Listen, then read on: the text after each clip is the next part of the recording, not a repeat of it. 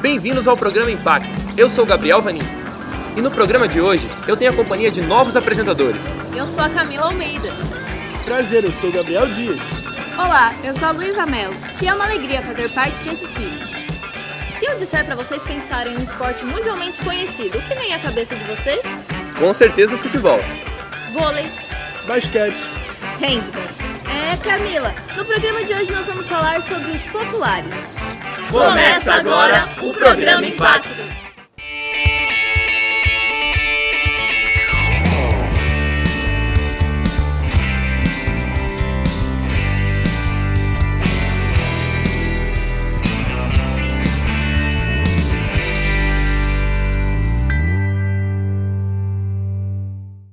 O vôlei foi criado no ano de 1895 pelo americano George William Morgan, na cidade de Holyoke, em Massachusetts.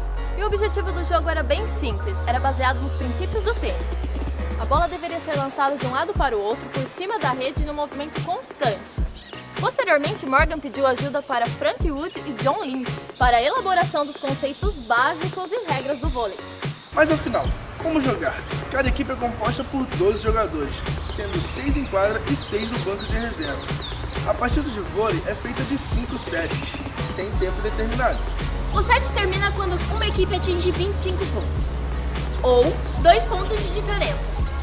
O jogo termina quando cada equipe tiver 3 sets. Em caso de empate, 2 e 2 sets, a gente vai para o tie-break. O tie-break termina com 15 pontos. Estamos aqui no treino do Vôlei Brasil Quirim para conversar com Maurício Souza, campeão olímpico da Rio 2016. Tudo bem, Maurício? Olá, tudo bem? É um prazer estar falando com vocês aí. Maurício, conta pra gente um pouquinho como foi começar no esporte. Como que você começou, suas influências? Olha, eu comecei em Iturama, Minas Gerais, minha cidade.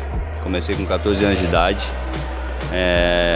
Eu via o pessoal treinando no ginásio, né? Como eu era muito grande, pedi para começar a treinar. E comecei a treinar, não gostei não. Falei, não, eu não quero jogar mais vôlei porque era muito descoordenado. Mas aí eu fui pegando o jeito, me apaixonei pelo esporte. E aí isso me moveu a continuar. E com 15 anos eu já estava jogando bem. Com 16 eu vim para o estado de São Paulo, na cidade do Rio Preto, jogar. 17 eu fui para Mauá já, jogar em Mauá, disputando o Campeonato Paulista. E aos 18 eu estava no Banespa, né? Que era uma potência, né, do voleibol brasileiro, e já fui para a seleção, isso em 2007, minha primeira seleção juvenil, e aí estou aí até hoje. Maurício, na escola, você teve alguma influência para a modalidade ou não? Não, na escola eu sempre gostei de todos os esportes, né, desde futebol, handebol, vôlei, basquete, então eu acho que na escola não influenciou muito não, influenciou a praticar o esporte, né, que é muito importante fazer aula de educação física, né. Maurício, qual foi o momento mais importante, assim, o ápice da sua carreira para você? Eu acho que a Superliga do ano passado para mim foi muito importante, né, para encaixar uma sequência já da Liga Mundial para poder disputar a Olimpíada. Então eu acho que a Superliga do ano passado foi muito importante para mim, né, mas um momento marcante na minha carreira, e eu acho que, né, de qualquer atleta assim, foi a Olimpíada, foi ter sido campeão olímpico, e isso aí vai ficar para a história, com certeza. E como foi disputar as Olimpíadas aqui em casa, trazer o ouro para o Brasil? Cara, eu quase não joguei Olimpíada, né? Eu tive um problema na coxa. No dia que a gente foi entrar na vila, eu tive uma lesão no posterior da coxa e corri o risco de ser cortado. Né? O Bernardo ligou para o Sidão, ligou para o Isaac, e os dois não estavam preparados para ir, não quiseram ir, não sei. E eu continuei lá. Ficaram comigo, e aí sim eu me senti dentro, né? Eu me senti confiante, me senti importante dentro do grupo que a gente tinha lá da seleção. Então, para mim foi, sabe, eu não sei nem me expressar, mas você entrar no ginásio, ter lá 20, 30 mil pessoas ali torcendo, gritando Brasil, Brasil, empurrando, sabe, o tempo todo. As dificuldades que nós passamos, as derrotas que nós tivemos, e soubemos lidar com isso da melhor forma e classificar, passar para as oitavas, semi. Então, eu não esqueço nenhum momento, nunca vou esquecer nenhum momento, e é único, assim, é único mesmo. Fico grato a Deus por ter tido essa oportunidade de disputar uma Olimpíada, ainda mais no nosso país, né? Então mudou a minha vida e eu sou muito grato por isso. E na final contra a Itália, o que passou pela sua cabeça assim, depois do último ponto, a hora que todo mundo viu que era ouro? Olha, até agora não caiu a ficha, sinceramente, até agora não caiu a ficha de tudo que aconteceu, do que representa, né? Do que representou ter sido campeão olímpico. Mas foi uma emoção muito grande, né? Ter a minha família ali comigo, torcendo, ter todos aqueles amigos, os amigos, né? Os campeões olímpicos ali, pessoas que se doaram ao máximo o tempo todo para conseguir, né? Jogaram machucados, jogaram com dores.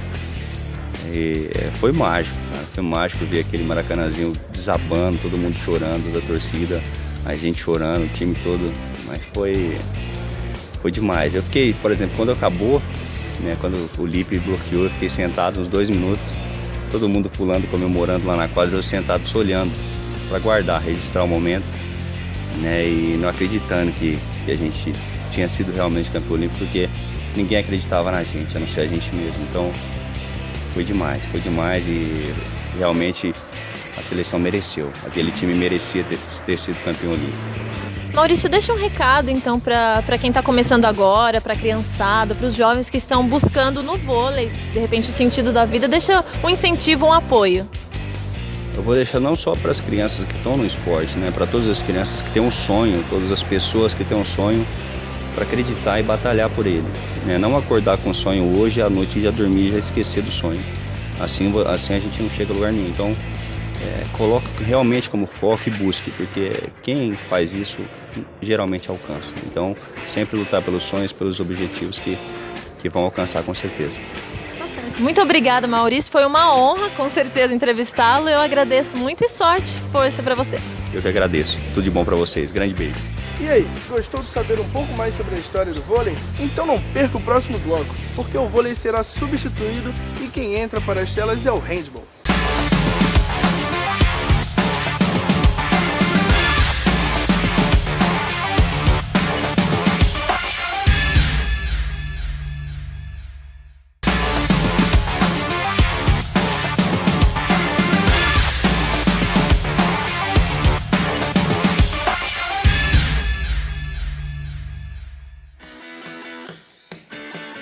Se você passa por uma várzea e vê 11 jogadores de cada lado, certamente vai dizer que é uma partida de futebol, não é mesmo?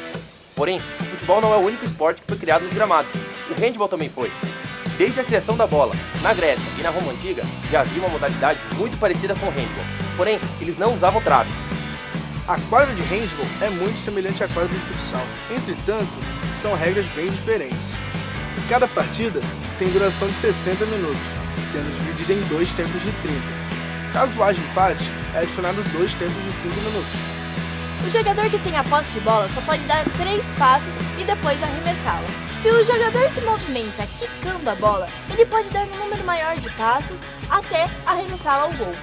Ao marcar o adversário, o defensor deve tirar a bola com a mão aberta. O conhecido jogo de corpo é usado para bloquear a passagem do adversário. Se o mesmo usar de agressão física, é marcado tiro de 7 metros, semelhante ao pênalti, e podendo ser punido com 2 minutos de banco. Ele tem passagem pela seleção brasileira, conheceu o esporte ainda criança e veio aqui pro Impacto contar um pouquinho sobre o handball. Estou aqui com o Marcos, ele joga no Pinheiros e já foi goleiro da seleção. Marcos, conta pra gente um pouquinho de como foi a sua carreira, o começo dela e se na sua escola você teve algum incentivo ao esporte. Olá, tudo bem? Bom, eu iniciei no colégio, né? O handball é um esporte que essencialmente você conhece no âmbito escolar e eu conheci quando ainda com 13 anos de idade, foi quando nas aulas de educação física eu tinha a obrigação de fazer porque era grade, né? Como voleibol, como futebol, como basquete, tinha também o handball, você tinha que fazer que senão você ficava, lógico, com falta. E o meu forte era futebol, gostava muito de futebol, porém o professor no colégio viu em mim a condição de trabalhar também no handball.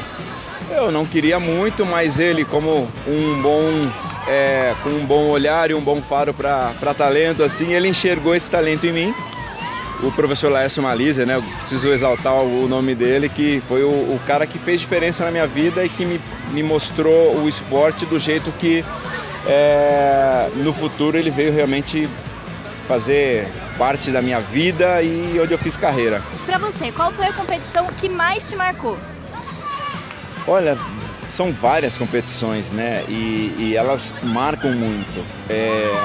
O que eu trago algumas de destaque, assim, porque a importância que teve, para mim, o jogo, o momento, foi o Pan-Americano de Winnipeg, né, no Canadá.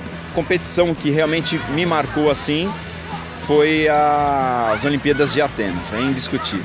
Não tem como, é o sonho realmente de todo atleta, aquele que busca, que trabalha, que rala, que sabe o que é o dia a dia da profissão.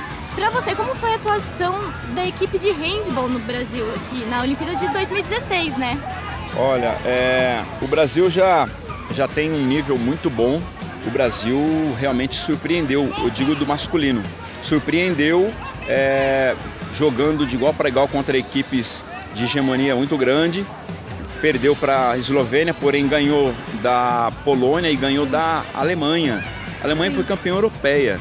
O que o Brasil conquistou na Olimpíada foi muito expressivo, foi muito de acordo com a evolução que ele está tendo, uma crescente muito bacana que não teve oscilação, entendeu? Vamos dizer assim que é uma crescente realmente buscando o topo e em condições de buscar medalha também. A questão da feminina, já existia uma expectativa muito grande, né? Sim. Porém, o próprio Morten, que é o técnico da seleção feminina, ele comentou que existia algumas brechas que atrapalharam um pouco na preparação da seleção. A gente esperava sim, né? Lógico, sonhava sempre que a seleção feminina conseguisse uma medalha. Porém, a gente que sabe como que é o handebol, eu acompanhei lá os jogos, olhando Dinamarca, olhando Holanda, Rússia, eu vi que seria muito difícil. O Brasil é um país que tem muito valor, tem um olhar muito grande para o futebol. O que, na sua opinião, falta para o handebol ter essa valorização? Eu acho que a confederação tem se empenhado em melhorar, né? Porém, acredito que isso tinha que ter sido feito, a busca dessa melhora, há muito tempo atrás, né? O próprio presidente da confederação já está lá há 20 anos, vamos dizer assim, então é muito tempo para o esporte evoluir tão pouco. Bom, no seu currículo a gente encontra pan-americanos, mundiais, seleção. O que falta para sua carreira? O que falta? É difícil dizer, né? Eu tive a oportunidade de disputar tudo, assim, né? Eu queria muito ter tido a oportunidade de voltar à Olimpíada agora, no Rio de Janeiro.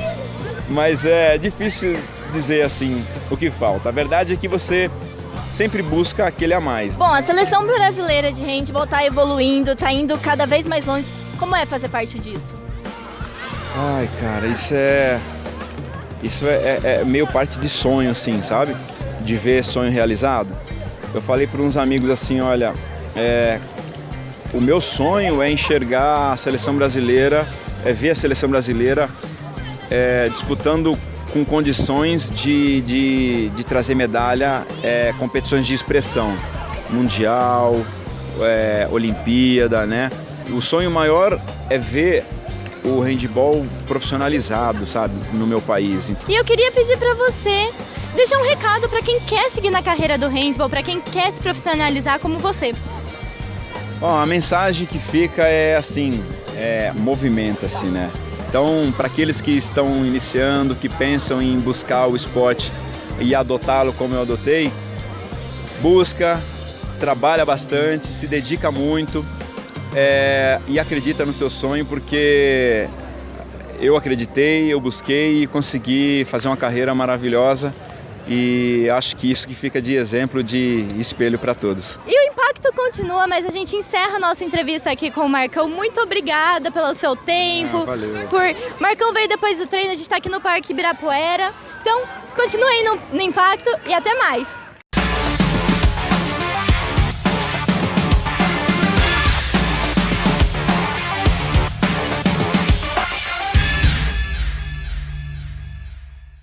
Bem-vindos ao programa Impacto. Eu sou o Gabriel Vanin. O seu conteúdo olímpico de um jeito diferente. uma equipe mais sólida do que nos anos anteriores. Bate-papos exclusivos com feras nacionais. E claro, aqui você fica por dentro de tudo que aconteceu nas Olimpíadas. Já joguei basquete, ainda jogo. Não. Joguei basquete. Os pioneiros, a história e onde tudo começou. Grandes apresentadores, grandes reportagens. O seu entretenimento esportivo na TV CEUNSP. Programa Impacto Olímpico.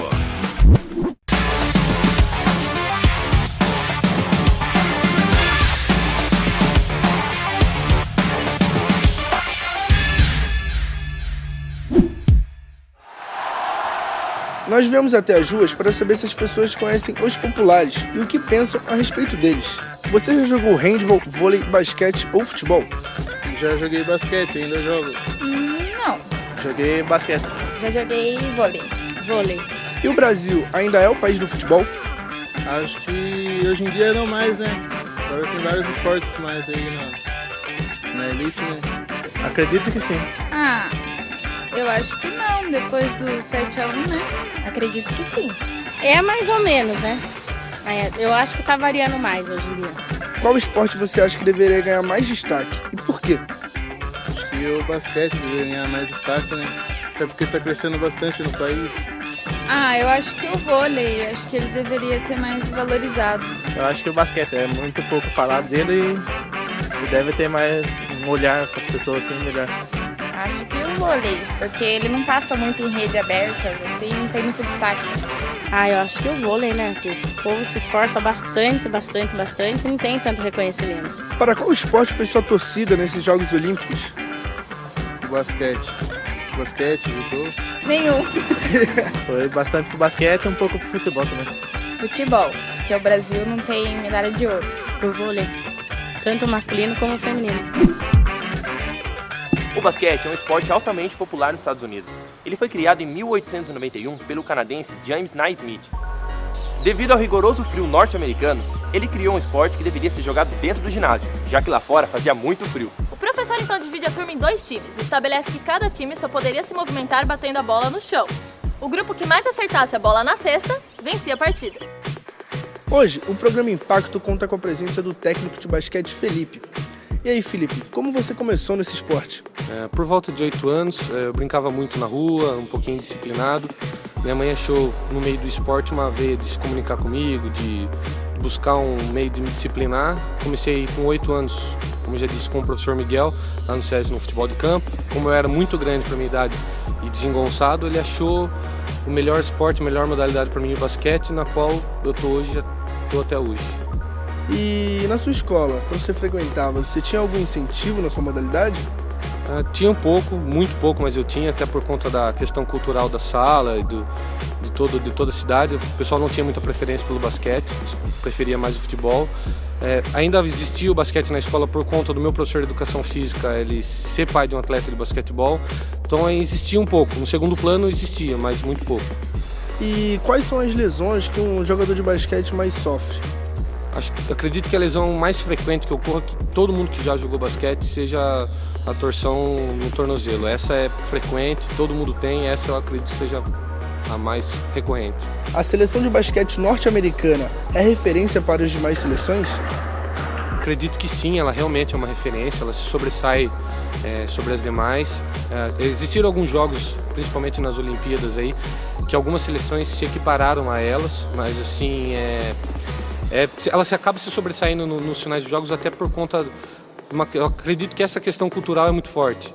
As crianças, desde a escola, já se deparam com uma estrutura preparada para se tornar um jogador de basquete ou até mesmo nos demais esportes. E isso acaba, num projeto futuro, tornando um jogador muito próximo da excelência. Isso num conjunto formado, como o pessoal chama de Dream Team, ele dá assim uma referência, ela se sobressai sobre as demais e acaba se destacando nos placares, nas jogadas e em toda a questão de estrutura do esporte em si. Na sua opinião, o preparo para as Olimpíadas deve ser diferente de um preparo para outra competição que ocorre em temporada? Acredito que não. Na verdade, as Olimpíadas, o técnico agrega a sua equipe, convoca os melhores jogadores jogadores da sua nacionalidade. E o jogador já se prepara durante a temporada, ele já treina com o clube, já joga, já tem um ritmo de jogo. O único trabalho diferente seria talvez alguma especialidade do técnico em si, para o jogo, alguma filosofia de trabalho dele e um entrosamento, um feeling de equipe. Então, assim, eu acredito que sejam trabalhos cooperativos para que eles entendam como funciona a dinâmica dentro daquele grupo e entendam a filosofia também do atleta e da comissão técnica e principalmente do técnico. E o que você achou da seleção brasileira de basquete nessas Olimpíadas? Então, para os demais, para as demais pessoas que assistem, talvez um pouco mais leigos, não tenha sido satisfatório. Eu acredito que desde que o Rubem Manhãno, que era o principal treinador, assumiu, ele trouxe à tona novamente o basquete brasileiro, a gente se equiparou às demais seleções que tenham estrutura. Eu acredito que tenha sido um bom resultado. Perdemos para a Argentina, que acho que é o jogo mais marcante aí, que acabou tirando a classificação, mas assim, foi um erro tático, mas acontece, é do jogo. Ganhamos da Espanha, que foi bronze nos jogos. Jogamos de igual para igual com a Sérvia, com a Lituânia. Então, assim, eu acredito que tenha sido satisfatório o desempenho, tenha sido um trabalho bom. Ao longo do tempo vai ser muito marcante isso aí. Para finalizar, queria que você estivesse deixando um recado aí para quem está pensando em seguir uma carreira no basquete. Primeiramente, eu acredito que a criança precise amar o basquete de verdade. Tá? Pelo basquete não ser uma opção comum para as crianças, ela tem que amar de verdade o basquete, se empenhar ao máximo, tá? E treinar muito. Basquete é um esporte de treinar, se treinar muito, como o Oscar Schmidt falou, ele não gosta de ser chamado mão santa, porque ele treinou para isso. Então, assim, tem que treinar e amar, fazer o basquete sua primeira escolha. O programa Impacto agradece pela sua entrevista. Foi muito bom saber um pouco mais sobre o basquete. Apesar de ser jogado também com as mãos, como o handball e o vôlei, o basquete ele tem um estilo de jogo diferenciado. O basquete ele conta com 12 jogadores, sendo 5 em quadra e 7 no banco de reservas.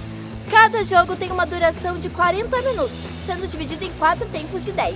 Os lances livres valem 1 ponto, os arremessos feitos da linha de 6,25 metros valem 2 e os fora dela valem 3. Nenhuma partida termina empatada, ganha quem fizer mais pontos. Vimos até agora a força que o esporte pode ter e a transformação que ele traz no ambiente que é praticado. A prova disso é a paixão e a dedicação dos americanos com o basquete. Os campeonatos e os ídolos como LeBron James e Michael Jordan. Outra paixão esportiva veio para finalizar o segundo programa e balançar as redes do programa Impacto. É hora de chamar a campo o futebol. O futebol. Paixão nacional. E por que não dizer paixão mundial? Apesar de ser praticado em centenas de países, esse esporte ainda não tem uma origem certa. As antigas civilizações já praticavam um esporte muito parecido com o futebol, porém sem as regras de hoje em dia. Em 1884, Charles Miller trouxe para o país a primeira bola e as regras, dando início ao esporte no Brasil. Mas aí, como que joga esse esporte? Como em todo esporte, o futebol tem uma sequência para cada partida. Cada partida tem 90 minutos, dividido em 2 tempos de 45 minutos cada.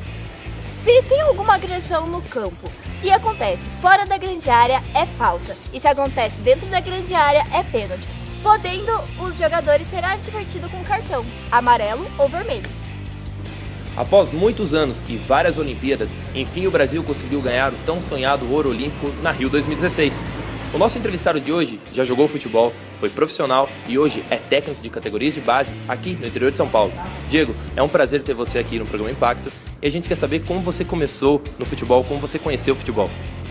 Bom, conheci pela TV, assistindo, acompanhando, torcendo na minha juventude.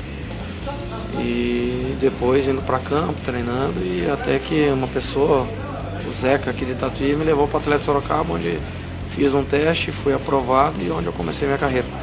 Era seu sonho ser jogador de futebol desde pequeno? Sim, era o sonho, envolvia TV, a gente ficava deslumbrado com o que via na televisão, as pessoas no estádio, aquele grande número de pessoas e tudo que envolve o futebol em si. Então eu queria viver aquilo, também queria proporcionar uma vida tranquila para minha família, para minha mãe. Então realizei um sonho, um objetivo meu de criança, que era me tornar jogador de futebol. Falando um pouco do futebol em si, você acha que tem um pouco menos incentivo no futebol feminino comparado ao masculino? Sim, existe uma diferença muito grande hoje. Espero que essa diferença ela diminua um pouco. Eu sei que igualar o futebol masculino eu acho muito difícil, acho praticamente impossível. Mas que também gera um interesse maior, porque tudo é mídia, tudo é interesse, tudo é TV, propaganda. Então, mas que se valorize um pouco o futebol feminino, que é um futebol mais gracioso. Então, espero eu que no futuro próximo a gente possa ter essa igualdade, não tão igual como o masculino, mas que se aproxime para que se valorize também, que, como eu disse, é um futebol bastante gracioso. Com o rótulo de país do futebol, você acha que o Brasil tinha ali uma pressão maior? Sim, era uma conquista que o Brasil ainda não tinha, mas acho que dessa vez o Brasil foi muito feliz nas escolhas, tanto dos 3 jogadores acima da idade, quanto também no treinador, que geralmente ia treinador da seleção principal. Ele ia com o peso de continuar no cargo. Então, dessa vez não, colocaram um treinador que a visão dele era só a Olimpíada, que ele pôde se dedicar a essa conquista. Com os resultados ruins de início, o Brasil também conseguiu um crescimento a partir da 3ª rodada na fase de classificação, o que fez a gente acreditar ali a partir das quartas de final e semifinal na conquista, uma equipe mais sólida do que nos anos anteriores. E já que não veio o título na Copa, pelo menos veio na Olimpíada em casa. Sim, jogada dentro de casa existe uma pressão de conquista. O futebol brasileiro, a gente sabendo que foi o melhor futebol do mundo há alguns anos atrás, hoje a gente precisa reconhecer que a gente precisa melhorar um pouco, a gente alcançar o nível de algumas equipes europeias, mas acho que dá uma esperança grande a partir do princípio que a Olimpíada são jogadores jovens que vão crescendo no futebol e vão estar servindo a seleção principal nos próximos anos, ou até mesmo agora alguns jogadores que já estão. Diego, qual o recado que você deixa para os jovens que querem viver do futebol, fazer disso a sua vida e um dia poder jogar uma Olimpíada? Que acreditem no sonho, que invistam no talento e que se dediquem.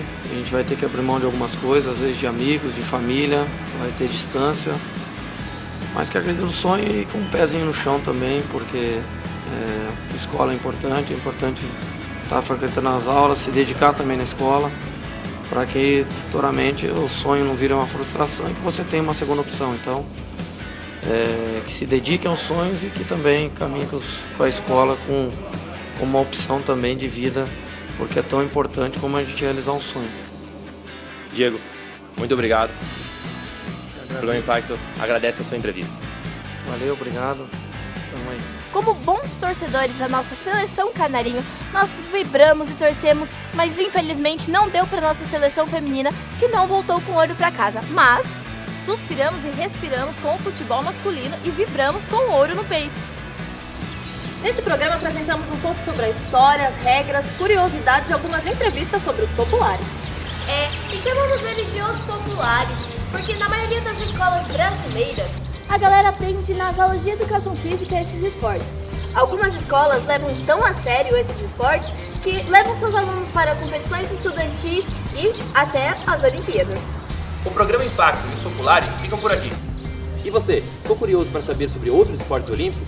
E você acha que os populares são os esportes mais disputados das Olimpíadas? Tá curioso para saber mais? Então não deixe de assistir o próximo programa. Curta a página do Programa Impacto nas redes sociais e fique por dentro de tudo.